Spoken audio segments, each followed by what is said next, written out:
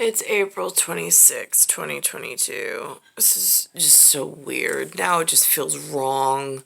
This COVID campaign, there was like 5 or 6 black and brown people who were appointed by Mayor Adams, I'm assuming, or de Blasio, to some public health, whatever. No white people whatsoever on the advertising pumped into New York by the television. All the commercials, it was like a strict campaign of black and brown people. I documented them. That was when Yahtzee Chotsy was here, and then he left. They took him off the air. But they kept Easterling and some other women in different outfits.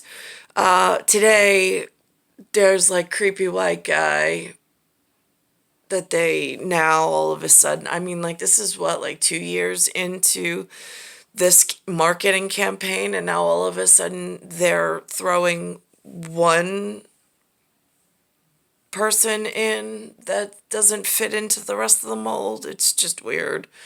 So I'll document him, and I also saw there was a like creepy white lady as well, and I'm just like, I'm so over all of this. I am. Wrong message.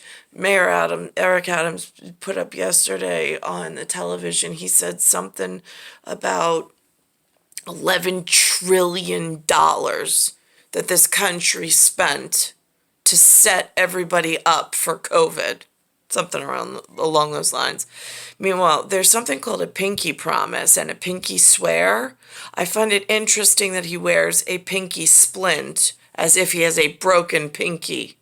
Is that a broken pinky promise to whom? At loan sharks and things, I think that they always come for what they expect to be theirs. Just saying, it's a really scary world out there. Now here's the weird commercial with this guy. Hi, I'm Thomas McCabe. Now he's supposed to be a school nurse. Works in the Office of School Health for New York City Department of Health and Mental Hygiene. One of the many nurses working in our city's public schools. As a nurse, parents often ask me questions about the COVID-19 vaccine, including, will the COVID-19 vaccine hurt my child's health in the long term? Clinical trials for the vaccine were conducted with thousands of children, and no lasting concerns have been identified. Oh, so they just threw hundreds of thousands of children into some trial. Did they know? Did they get paid? Did they sign up for it? Or are they just going around and injecting people like they did with me when I first got here? Doctors recommend the vaccine as the best way to protect your child from getting COVID-19, as well as protect them from severe disease, hospitalizations, or developing short or long-term complications if they do get COVID-19. Getting children 5 years and older vaccinated protects them from getting COVID-19 and having long-term health issues. Get your child vaccinated today. Thank you.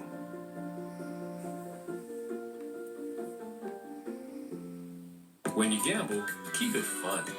Set a time limit. When time's up, it's time to go. Set a spend limit. If you max out, walk away. Responsible play is always a bright idea. This portion of... Alright, same program. Here's the woman that they just started airing. Hi, I'm Dr. Linda Moskin. Now, the guy was a nurse. She's claiming to be a doctor. And it says supervising physician, Office of School Health, New York City Department of Health and Mental Hygiene. A doctor from Manhattan Public Schools. As a doctor, parents often ask me questions about the COVID-19 vaccine. One of the most common questions I get is whether the benefits of vaccination are worth the risks of the side effects. I tell them that children can get COVID-19 and can get very sick or even die from it. And with the Omicron variant, more children have been infected. Children who recover from COVID-19 can have serious long-term effects. We know that the vaccine's side effects are generally mild, and it can protect against severe illness, hospitalization, and death.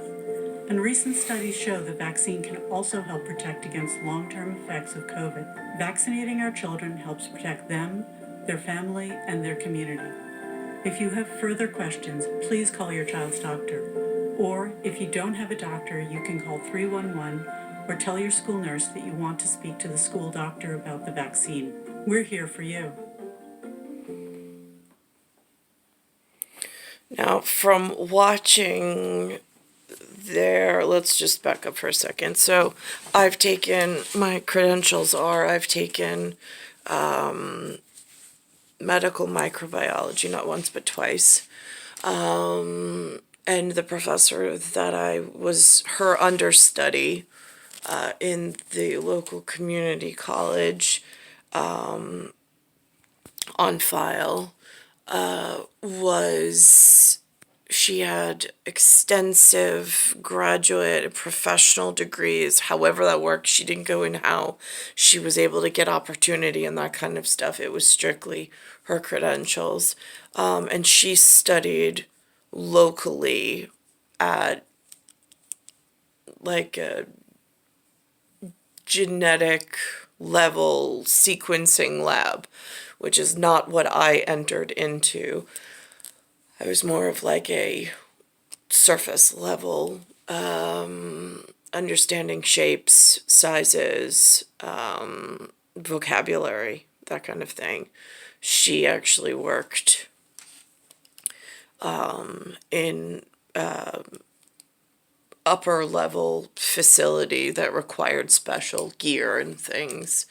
Well, we had special gear, but not at the level she had.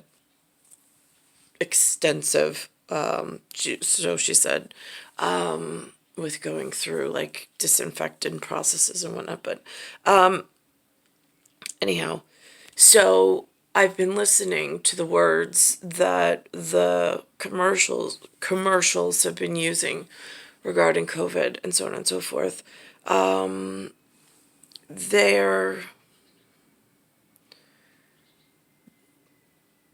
They're saying it's viral, not bacterial, not parasitic.